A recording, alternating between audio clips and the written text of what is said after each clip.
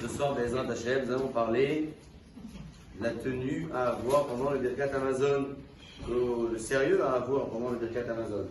On commence par cette première phrase, marquée comme ça dans la phrase. Kol ha-zahir le Birkat Amazon, toute personne qui est vigilante et qui veille à dire un Birkat Amazon de Chavana avec bonne intention et ferveur, Mezonotav, Metsuyotlo, Kol Yamav, Chavod. Son gagne-pain lui sera présenté tout au long de sa vie, Chavod avec honneur. Ça, c'est un premier point. Lorsque l'on parle de dire le Birkat avec beaucoup de vigilance, on ne doit pas simplement de réciter le Birkat dans son intégralité, contrairement à certains qui le récitent en formule abrégée. On parle surtout de le lire dans les mots. Que ce soit à la maison après le repas, parce qu'on a le temps, que ce soit après un repas, une festivité, une soirée, un gala, bref. Toute occasion est bonne pour manger du pain et dire ensuite du Birkat Amazon.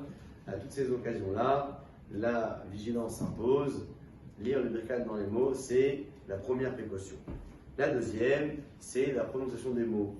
On pourrait venir en premier lieu, mais on va citer une chose après l'autre. Lire le Birkat Amazon et bien prononcer les mots, c'est donner d'autant plus de sens à la phrase que l'on va réciter.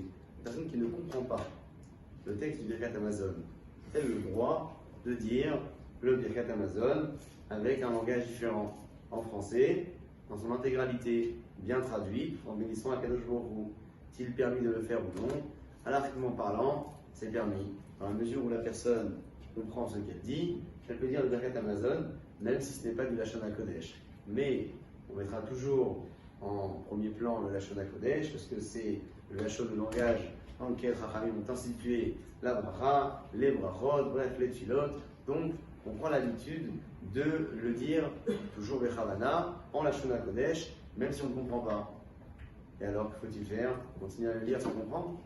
Peut-être que la bonne suggestion serait de se dire, chaque semaine ou chaque mois, on s'arrête sur un passage du Birkat, et on prend un livre traduit en français, on regarde ce que veut dire le premier passage, et puis lorsqu'on va rester pendant la semaine ou pendant les semaines à venir, on va se rappeler que le premier passage parle de ce sujet, même si on n'aura pas la traduction exacte de chaque mot. Et puis, passé quelques semaines, on s'engagera sur un autre passage. C'est une suggestion qui est très bonne aussi à retenir, même pour la Hamida. On ne connaît pas tous les mots de la Hamida peut-être. C'est bon de voir tous les quelques jours, toutes les quelques semaines, chacun à son niveau, avec ses capacités, la traduction, la définition d'une bracha, de plusieurs brachot, bien l'absorber, prier avec cette habitude-là, jusqu'à que l'information ait bien été intégrée, et ensuite passer à la suite du Birkat ou à la suite de la Tfila pour toujours comprendre les mots que l'on dit, Bouchim, Tihiou.